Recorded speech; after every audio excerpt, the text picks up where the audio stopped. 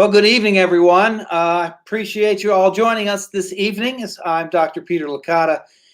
From what I understand, we have about 1,200 people on this town hall meeting, which is outstanding. I would like to start the night by introducing our board chair, Mr. Frank Barbieri, because he has a few comments tonight.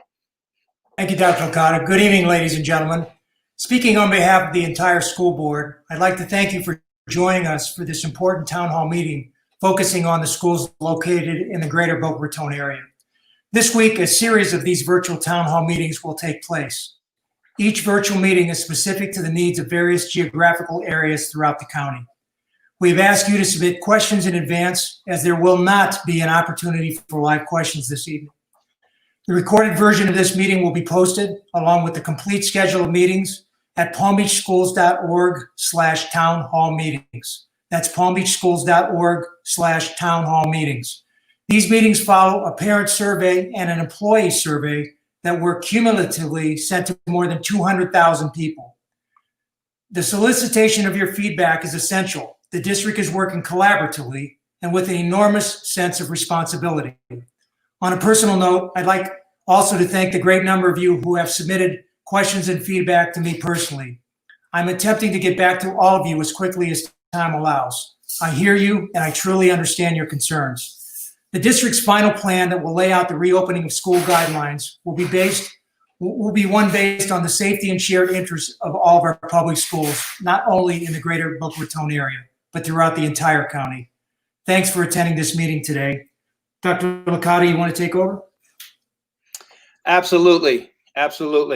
Well, good evening again. And we also have another board member on, Ms. Karen Brill, who encompasses the western part of Boca Raton, and I'd like to put her on right now.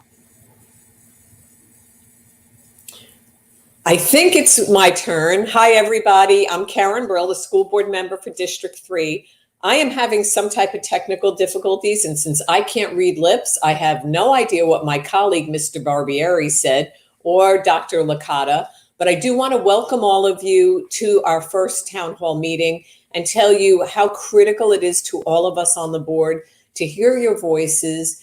As we've said over and over, the safety of our students and our employees is of a paramount importance to all of us. So again, I want to say welcome. I am going to have to go out of this meeting and go onto YouTube with all of you since I am unable to hear anyone. But thank you again, and please feel free to share all your thoughts. Thank you very much, Ms. Brill. It's important to know that your board members were insistent on being a part of this town hall meeting. Keep in mind throughout this whole business of COVID and pandemics, it's about what the community wants as well. We need to hear from you. And I know that person to person is not possible right now, but knowing that we have so many parents that are concerned about how we're going to enter in this, we have to do it as a group. We cannot do this in a silo. So I want to go ahead and move into the presentation. And again, I want to thank the nearly 1,200, maybe more at this time, that have joined us tonight. It is really unique to be able to meet this way, but I prefer seeing people in person. So let's get busy and talk about this. First of all, our purpose of this is to highlight the ongoing work in the district. We have been working around the clock to make sure that we're meeting the needs of the community by reaching out. But we're also, and you see in the presentation, we've been working behind the scenes. We've been very good and systematic about how we approach anyone returning to campus. Some of you may have recognized that as if you had a senior, and how tight our processes were. It was for safety. And as both board members mentioned, safety is the most important. We've organized these town halls by city and region, not necessarily district region. So the South region for me and my schools encompass the entire area all the way up to almost Forest Hill Boulevard and west. It's the largest of the 4 regions in the district, but there are some other board members that sneak into it. So on Wednesday night, I'll be doing the Delray, Boynton, and Lantana and Western Lake Worth one as well. Ms. Brill will be a part of that on that one. Most importantly, this is about our community. Many of you know me in this community. I've been here for 25 years. I've been principal in several of the schools here, and now loving it here as regional superintendent. But you know that we reach out, we talk. You're very instrumental in the success of this area, and we want to keep it that way. So we want to continue to have that two-way communication. Tonight's going to be a little difficult. We have so many on. Obviously, we won't be able to get to all the questions, but we did receive about 400 or 500 questions already today. We are going to categorize them and put them in a thematic approach. This way we can answer all of them.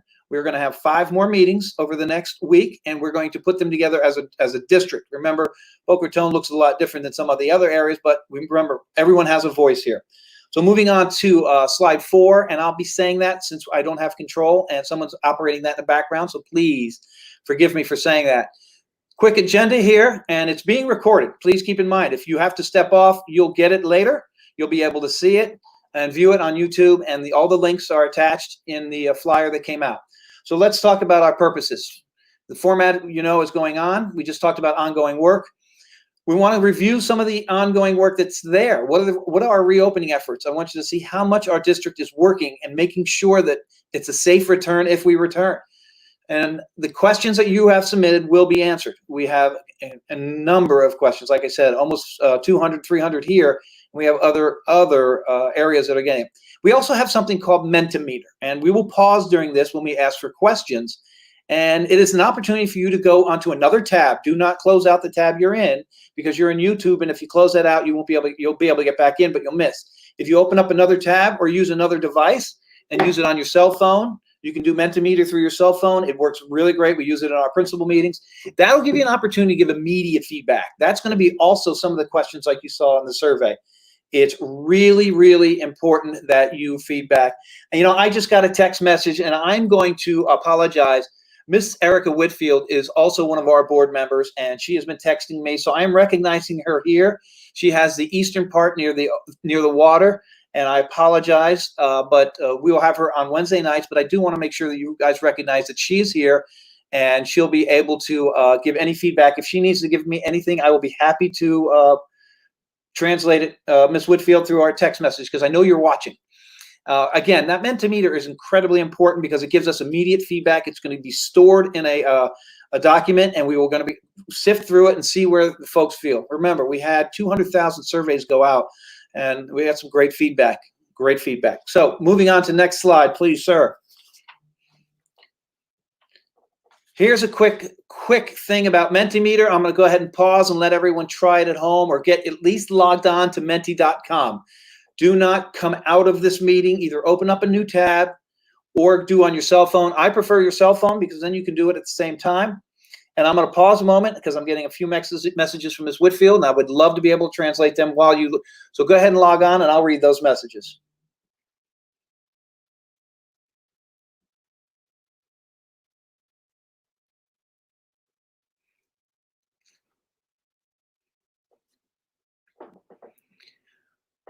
All right, we're going to have that screen up again before, but you may want to write down the enter code 671261. That's menti.com. Either take a picture of the screen as well. We're going to move through that, and then we'll have it back later on when we go into the question parts. So let's do a sample here. We're going to go ahead and do a sample, and it's an easy question. Maybe there's multiple answers here, so use the best one. Which option best identifies you? Are you a student? Are you a parent, guardian? Are you a classroom teacher? School-based staff member? Are you an other staff member? Or are you a community member? You can scan the code on the screen, or you can go ahead and type in it for menti.com. Remember, 671261. I'll give you guys a minute to go ahead and enter that. Shouldn't take long, about 10, 15 seconds.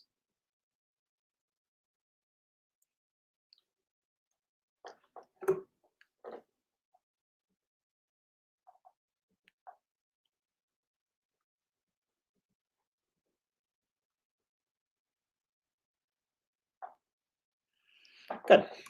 All right, let's move on to the next slide. I'm expecting us to be about 30 to 35 minutes tonight. If we had more interaction, it would obviously be longer, but do not discount the idea that we're not doing a two-way conversation face-to-face, that we are discounting your opinions. Those emails were important. I read through almost 200 myself, and they were very, very personal. There were some just statements. There were some great questions. And I want to say thank you to all of you, because they were so objective. They were not angry. They were not, they just talked about the safety of the community and what they feel is best. Not everyone's going to agree here, but the reality is we do have to hear from you. So let's talk about what's going on. Summer learning opportunities have been phenomenal so far. As you know, we do have some students that are in online and virtual summer opportunities, extended school years. We are really trying to keep that gap from increasing, the achievement gap. This is a tough time. It's new territory for us, but more importantly, we can't forget some of the learners that learn in a different way. And so our summer learning opportunities have been pretty strong, and we continue to reach out and provide access to a lot of the students that may not have it, and you'll see that as we move forward. Professional development. We've also added some professional development out. Teachers have been asking, how can I get professional development? Usually I go to a workshop every quarter or every semester. We've been doing those online, and we also added one thanks to Dr. Millen over in Professional Standards and HR. She was able to create a safety, COVID safety professional development that everyone has to take, and it's really good. It's with the CDC, so that's been a good one for us. Our summer feeding sites. I don't have to tell you this, you've heard it a million times, but we have to talk about it. We've fed over 3 million, we've sent out over 3 million meals to our community, and our cafeteria staff deserves a big round of applause simply because they have been phenomenal. They have been going to work every day, wearing protective gear, giving the families food. This is what it's about. We forgot a long time ago that schools are a basic part of our community, and it makes sense that we rely on schools so much. We rely on health, we rely on education, we rely on facilities, we rely on food, we rely on transportation. We don't mind that. That's what makes us such a great community. So we really do appreciate our cafeteria staff who was out there in the hot sun, and it's been hot, and some of those lightning storms, feeding our needy families. And we also are addressing the digital divide. You'll see that later on as we are reaching out through Comcast and other providers, as well as Education Foundation and others that are providing hotspots and Wi-Fi spots in areas. So we'll get to that as we go through. I just wanted to make sure we covered the agenda as we go through. Next slide, please. So we talked about summer learning, and we're mastering this as we go along. Remember, we were one of the first out of the gate to start with virtual learning, and it's been phenomenal. But it's been a struggle in some places, and we hear you. In my neighborhood, I hear about this is very difficult. I'm all of a sudden a teacher. We understand parents. We understand how difficult that is. So we are trying to perfect it in so many ways. But we do have an extended school year going on right now, and that's specifically for students that are targeted, that are struggling at reading, or have other learning styles that we're trying to meet and match. We also have our 12th graders, our seniors that may have not graduated last month, but have the opportunity to make up 1 or 2 more classes so they can graduate. Summer school graduation was discussed this morning with Dr. Glenda Sheffield, our CAO, and she's got it down, and we're ready to do it in the next week or 2. But this is an opportunity for students who maybe slipped up once or twice, and we're trying to make sure they graduate. We do it every year, and we're not going to stop. We also have enrichment programs for our migrant workers. We're working with so many community agencies on that. Keep in mind, a lot of families are out of work. A lot of students are not able to access. So we are trying to go out into the community for some of our most needy and underserved populations. We have Summer Learning Essentials website. It gives an opportunity for students who are on track, who are on grade level, a chance to move forward, keep their skills sharp, hone their skills. Parents, you're allowed to go on there and try it yourself. I'm sure you're excited about going back to middle school or high school, but you're welcome to do it. We encourage it. It changes every day, and it's some good activities. Never hurts to read, never hurts to keep those skills set. And obviously, we started summer camps. We know the need for summer camps. We understand. I grew up at a rec center every summer. It's important. So we're trying to slowly ease those in. We are still under some watches and some orders that we have to be careful of. But most importantly, we're trying to make sure when someone walks on that campus, they feel safe and everything is ready for them. Next slide, please. So we talked about that, Summer Learning Essentials. I encourage all parents to get their students on this. I know that screen time should not be maximized every day, but reality is some of it should be learned on the computer. So, get the students in there. There's the link. It'll get them where they need to go. As again, they can navigate as well. If you have any questions, please don't hesitate to call the area office or the regional office. We'll be happy to help, or even the school. It's something that our curriculum department has put together, and we're very, very proud of what they've done. Next slide, please. As you can see, we talked about it, distance learning for instructional staff, mental health supports for students related to COVID-19 loss. This is a tough one. This brings us into a very difficult place. We know that mental health is not something to minimize at any time. It's become a forefront thought and activity for us. and we were just rolling in a great place with the insertion of mental health in every classroom during the year, and then COVID comes around. We can't stop. We cannot stop. As a matter of fact, it probably will increase, so we have to be even better at mental health support systems. So we're working in the background on that. We're trying to reach out to the families. There are some links on our webpage for families that want to try and utilize any of our links. We are accessible. Our cleanliness protocols, these have been really rigid and strict. Actually, I got in trouble because I was too rigid, because I wouldn't let anyone on campus. And finally, the principals broke down and we were able to get them on campus. I just want to make sure we're safe. And the superintendent is very clear. We're going to be as safe as we can be. We have to be. This is our community. These are our children, and we don't want them getting hurt. Summer institutes, one is going on, the Hispanic and Latino studies and the African and African American and Caribbean studies. I have to tell you, I had a long conversation with Mr. Knowles, Brian Knowles, who was a great resource for our district administrator who went through our schools. He's put together this African and African American Caribbean studies every year, and I don't think there's a more important time in our history that we don't get into this and understand this. It makes us all better, and considering the temperature of our world right now, we do have to make sure we have an open ear for everything going on. All right, next slide, please. All right, summer feeding sites, please stay active on those. Sometimes they change. Please keep in mind, this is in cooperation with the federal government as well as some of the state governments and the local governments. We also have special food distributions going on as well. This is the site to find out where everything is. It's on your screen. Take a picture of the screen if you want. This is about getting good food, healthy food to our families that need it the most. And the sites are listed. They change sometimes. We try and advertise on Twitter, but there's the hours, the locations change, but they're be able to link there and get every one. Next tab, please. All right, this is an interesting thing. We realized that many of our students were not getting digital access, and we started to go ahead and print and copy and send home and try and get paper-based type learning sets. But we understand that that puts them at a disadvantage, the students that don't have access. So we've reached out to so many different places to get this access. Now, just look at that circle and you tell me how many things more we can offer, because this is a loaded gamut of items that our families are really relying on. I mean, telemedicine has become huge. I actually had a doctor's appointment this morning in my office. The behavior and mental health we've talked about. Employment opportunities. We have some unique opportunities coming up, and we don't know what it's going to look like. And we want everyone in our community to know that there's an opportunity possibly in our organization. The news and information we are getting out via multiple different platforms. It's important that they have connectivity. Government nonprofit services have been a key to us in getting our food and items out, and that's important. Financial services. We know that tax season is coming up again, and I believe we will have a resource for the tax filing because it's July 15th this year. So I appreciate this. This is huge. And we're going to go into one more piece of this. If you go to the next slide.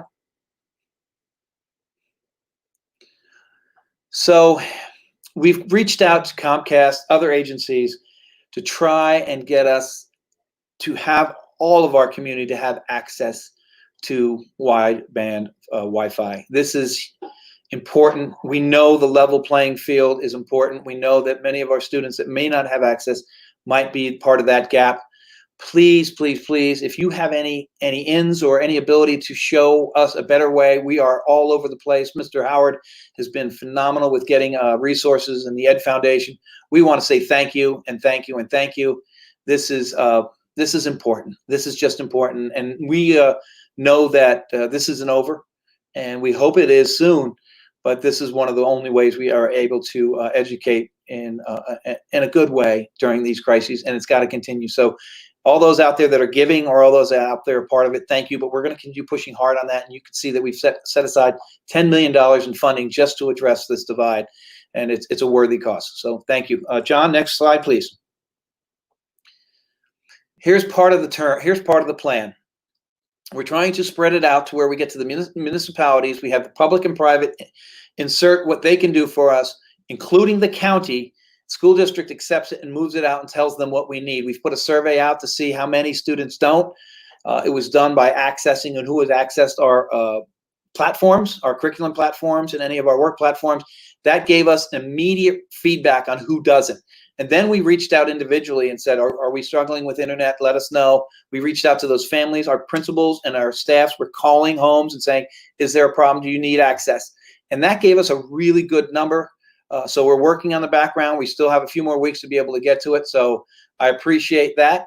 Next slide, please.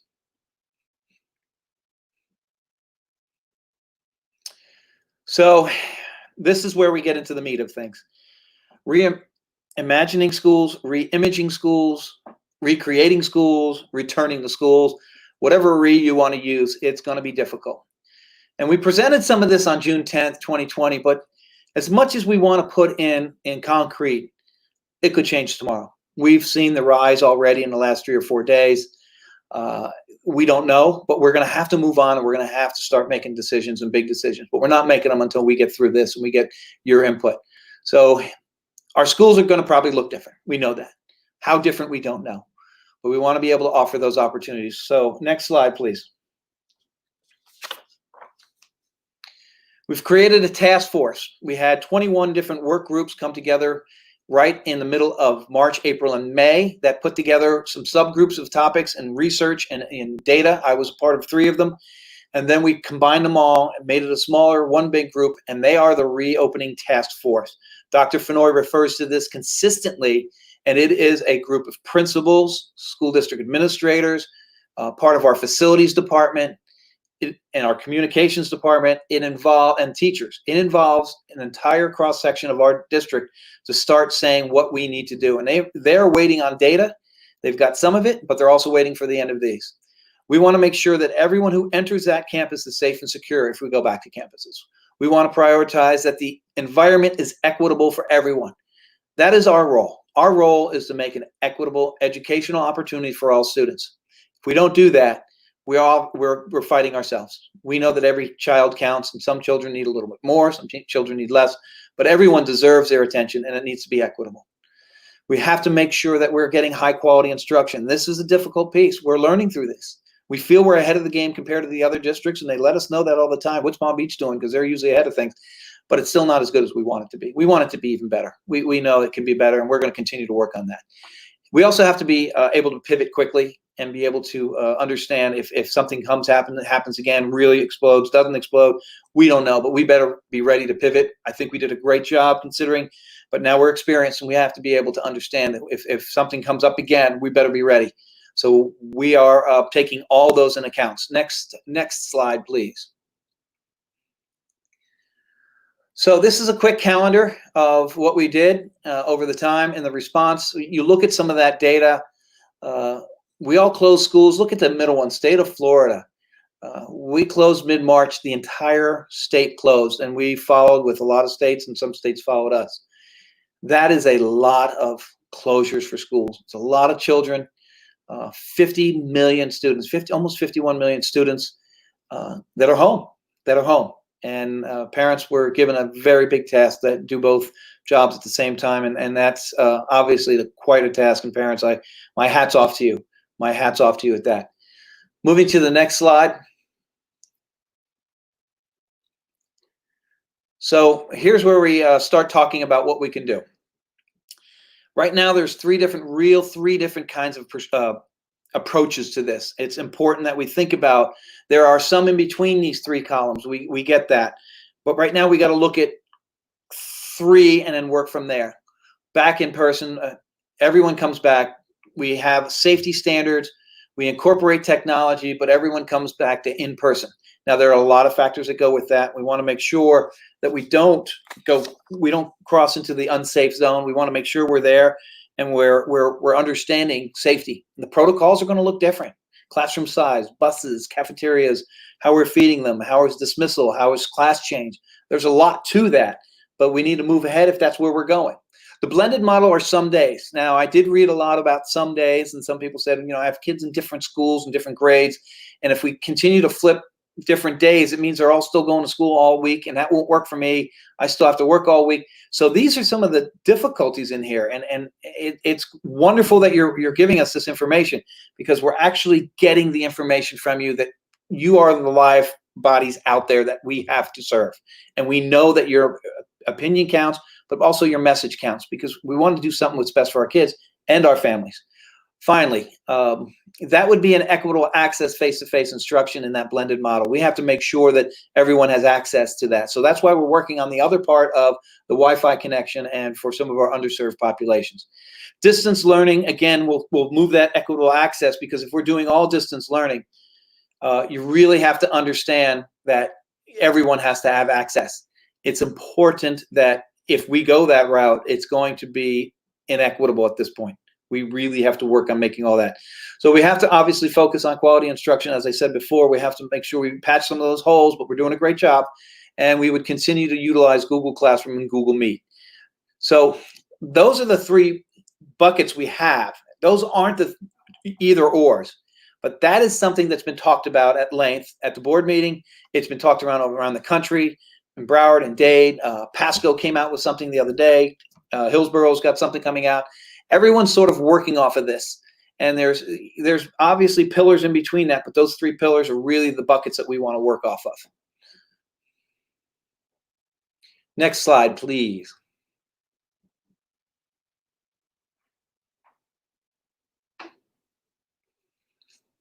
All right, let's get to Mentimeter. This is one of our first ones. I want you to all pull this up and get to it. Here's where we're going to gather some information from you all. I'll read the question. Which instructional option would you most prefer based on your current home situation? I will give you a few minutes to put in your information.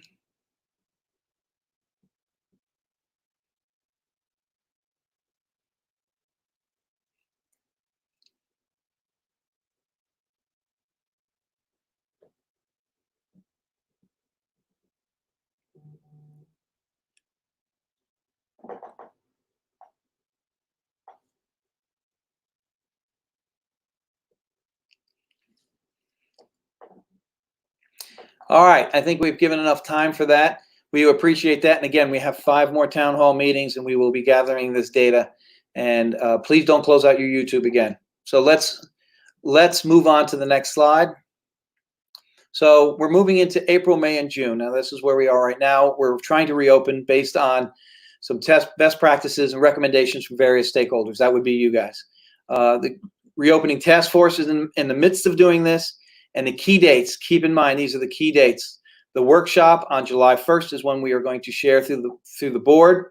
The reopening task force was going to share what they have on how we would come back on July 8th, and the final decisions would communicate on July 15th. We are 6 weeks away from opening up schools if we are to open. Just 6 weeks. So it's concerning that we have to get moving fast and very fast. Next slide, please.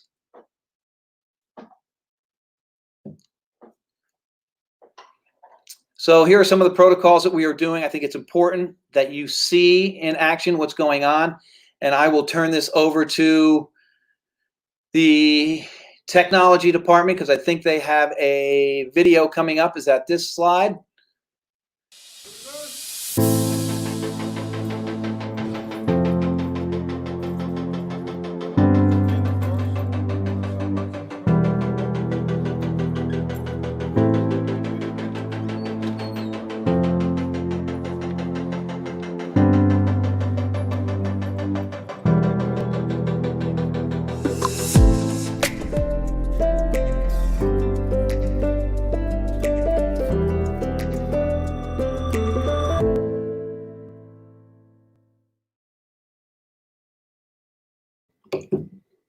Thank you very much. Move to that next slide, please.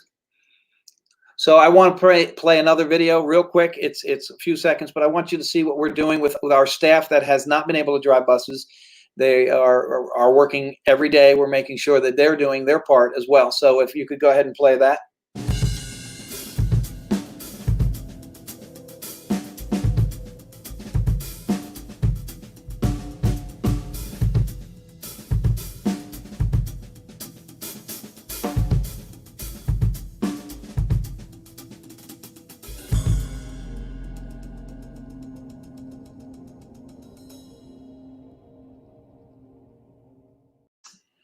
Thank you very much.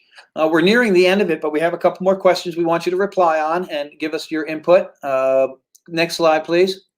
We talked about the questions that were submitted. Every question has been read. It's been documented. We will be categorizing them. We would be putting them in thematic type questions or statements and making sure, and we will return those responses.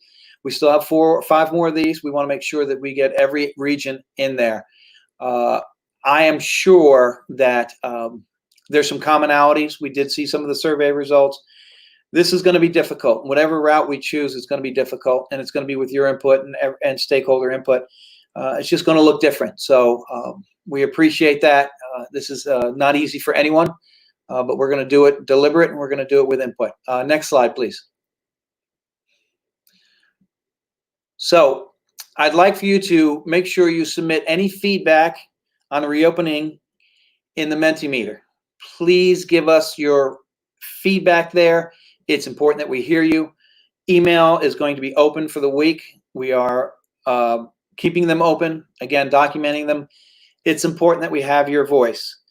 I wish I could tell you everything's going to be normal in August, but it's not. Everything's going to look different because we're going to be safer about it. It may be spread out. It may be multiple days. It may be online or distance learning. It's going to look different. And we're going to try and make it the very best that we can, but the very safest, with a full steam ahead when we approach. So remember, July 1st is a big board meeting, and then we have some report outs and some data that's going to be shared to the public. I will try and keep everyone informed in this region as much as possible through Twitter or through emails. The communications department is very strong on this as well and sending it out. This is not a time not to listen. It's a time to communicate and listen as much as possible. I appreciate you being on there. I know that many of you would want a face-to-face or an ability to call in or talk in, and it's right now we have over 2,000 people on the line. That would be very difficult, but again, I'm not going to minimize what you have to say, and everything will be read and heard from you. Final slide, please. So I know that some of you are closer to other regions. Maybe another region is on right now. But those are the phone numbers, and those are the emails to email us. If you do not have it, take a picture of the screen. We do want to hear from you. We are at about 37 minutes. Again, I just want to say thank you. It really, really is. I really do appreciate everyone attending this, and we'll get through this. And thank you. Everyone, have a great evening.